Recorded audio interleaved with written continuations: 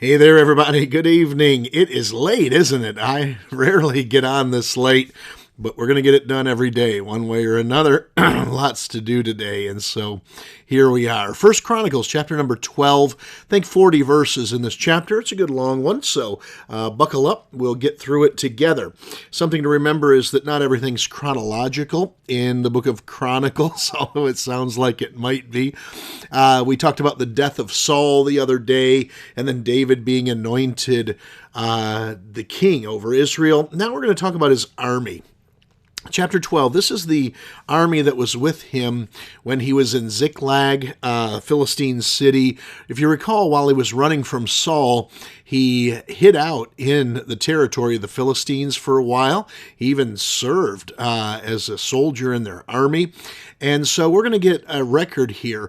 It's not mentioned in this chapter, I don't believe, but I think when you talk about it in 1 Samuel, it discusses the fact that David had a group of men that were poor or broke. They were in debt, discouraged, defeated, sick. Just basically the down and out of society is who came to his aid. And today we're going to see a little bit different side of them. They're spoken of a little more positively. So let's go ahead and pray, and we'll read 1 Chronicles 12. Father, thank you for our study and our reading tonight. I pray your blessing upon it. Give us wisdom as we learn, please. In Christ's name we ask. Amen. All right, 1 Chronicles 12, verse number 1. Now these are they that came to David to Ziklag, while he yet kept himself close because of Saul the son of Kish. And they were among the mighty men, helpers of the war.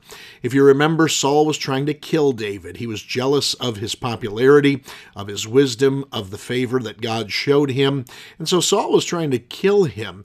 You know, it's interesting that David would not lift his hand up against God's anointed, but Samuel had anointed David to be king back when he was just a young boy tending sheep on his father's property, and Saul has no problem lifting up his hand against God's anointed. So there you have that. Verse 2, they, meaning these soldiers that came to help David, were armed with bows, meaning bow and arrow, not like bows for your hair. I don't know that I needed to say that, but anyway. And could use both the right hand and the left in hurling stones and shooting arrows out of a bow, even of Saul's brethren of Benjamin. So these soldiers were ambidextrous. They could shoot a bow right-handed, they could shoot the bow left-handed, and it even says that some of Saul's own tribe of Benjamin came to David's aid. Verse 3, the chief was Ahiezer, then Joash, the sons of Shemaiah, the Gibeathite, and Jeziel and Pelet, the sons of Asmavath, and Barakah, and Jehu, the Antothite, and Ismaiah, the Gibeonite, a mighty man among the 30. And over the 30, these are presumed to mean groups of soldiers that number 30, almost like, I'm not a military guy, I'm sorry, I don't know the terminology, but a platoon or something, groups of 30. And Jeremiah and Jehaziel and Johanan and Jozabad, the Gederathite, Eluzai and Jeremoth and Baaliah and Shemariah and Shephatiah, the Haraphite, Elkanah and Josiah and Azriel and Joezer and Jashobeam, the Korhites and Joelah and Zebediah, the sons of Joraham, of Gedor, and of the Gadites. There separated themselves unto David into the hold to the wilderness, men of might. They were strong men, and men of war, fit for battle. These were fit men, soldiers who'd been trained and prepared to fight in battle, that could handle shield and buckler, whose faces were like the faces of lions. Have you ever seen the face of a lion? It's very stoic. It's very serious. It's not silly, nor is it frightened. It intimidates, as a matter of fact. And they were as swift as the roes upon the mountains. A roe is a deer or a gazelle. So had the countenance of a lion, intimidating, and yet was quick and fast like a gazelle. Verse 9, Ezer the first, Obadiah the second, Eliab the third, Mishmana the fourth, Jeremiah the fifth, Etiah the sixth, Eliel the seventh, Johanan the eighth, Elzabad the ninth, Jeremiah the 10th, Macbanai the 11th. These were the sons of Gad, captains of the host. One of the least was over 100, and the greatest over 1,000. These are they that went over Jordan in the first month. So the first month of the Israelite calendar is Nisan. It corresponds to our March and April. That's why you see the Easter Sunday, the day of the resurrection celebration. It fluctuates between March and April often, and so that's when these are they that went over Jordan the first month, when it had overflown all his banks. And they put to flight all them of the valleys, both toward the east and toward the west. So I don't know if it's a rainy season, the spring season, and so Jordan overflows. Verse 16, And there came the children of Benjamin and Judah to the hold unto David. And David went out to meet them, and look what he says to them. Answered and said to them, If ye be come peaceably unto me to help me, mine heart shall be knit unto you. But if ye be come to betray me to mine enemies, seeing there is no wrong in my hands, the God of our fathers look thereon and rebuke it. So here these men show up, and David, he doesn't hide. He doesn't send someone else to ask why they're there. He comes out himself, and he doesn't let them speak. He speaks up first and says, If you're come peaceably to help me, our hearts will be knit together. So think of knitting with knitting needles and yarn. David says, our hearts will be knit together. We'll be one. But if you come to betray me, I've not done anything wrong, and so God will rebuke you for it. And he just starts right out of the gate with that. Verse 18, and look at this response from Amasai. Then the Spirit came upon Amasai, who was chief of the captains. And he said, Thine are we, David, and on thy side, thou son of Jesse. Peace, peace be unto thee, and peace to thine helpers, for thy God helpeth thee. And so the Spirit of God leads Amasai to say these words to David. Then David received them and made them captains of the band. And so David now has a group of men who are going to help him.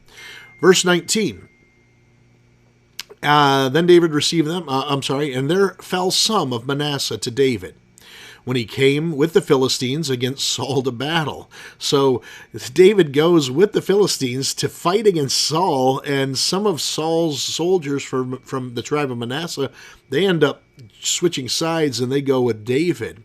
But they help them not, for the lords of the Philistines, upon advisement, sent him away, saying, He will fall to his master Saul to the jeopardy of our heads. And if you remember, while David was serving as a Philistine soldier, some of the Philistine soldiers told their commanding officers that, you know what, we don't want this guy. We don't want his help. We don't want him on our side. He's going to be a traitor to us. And so they ran him off. Verse 20, As he went to Ziklag, there fell to him of Manasseh Adnah and Jozabad and Jediael and Michael and Jozabad and Elihu and Zilthai, captains of the thousands that were of Manasseh. And they helped David against the band of the rovers, for they were all mighty men of valor and were captains in the host. For at that time, day by day, there came to David to help him, until it was a great host, like the host of God.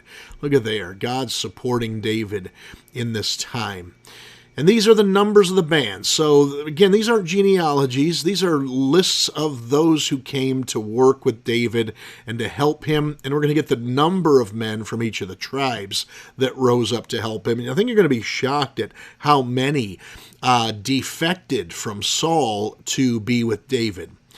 Verse 23, These are the numbers of the bands that were ready armed to the war, and came to David to Hebron, to turn the kingdom of Saul to him, according to the word of the Lord.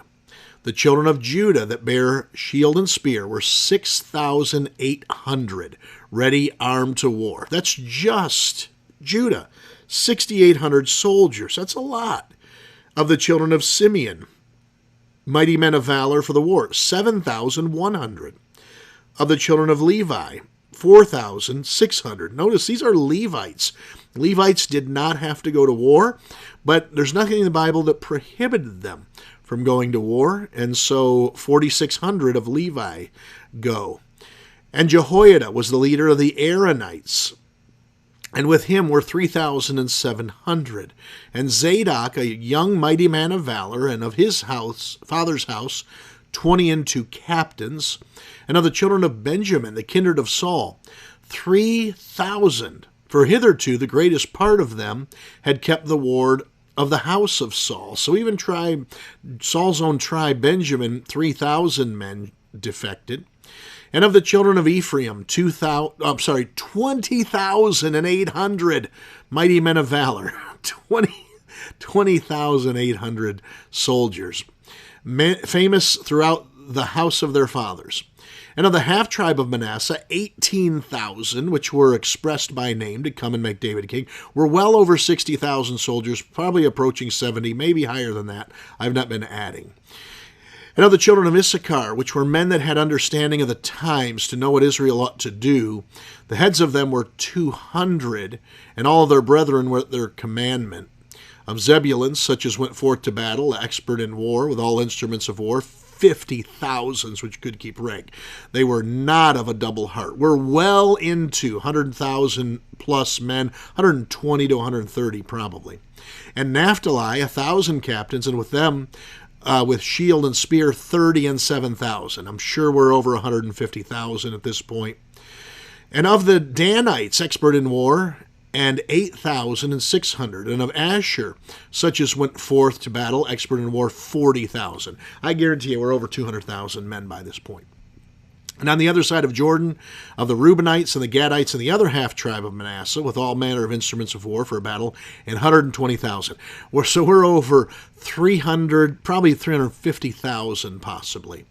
All these men of war that could keep rank came with a perfect heart to Hebron, to make David king over all Israel. And all the rest also of Israel were of one heart to make David king. And there they were with David 3 days, eating and drinking, for their brethren had prepared for them.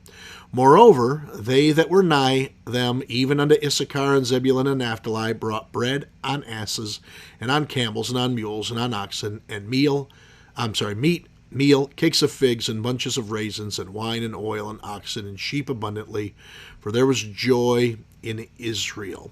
And so well over 300, we're talking about 1/3 soldiers that have sided with David. They're all here in Hebron now. They know he's supposed to be the rightful king of Israel. All right, that'll continue on tomorrow. So things are exciting. We're getting there, aren't we? Slowly but surely. Thanks so much for watching tonight. As always, please like, love, and share the post. Let people know that we're out here. If you're a Lighthouse person, please come on out to our midnight prayer meeting tonight. 11 p.m. We'll start. We finish right there at midnight, and I will see you then. God bless you. Have a wonderful night.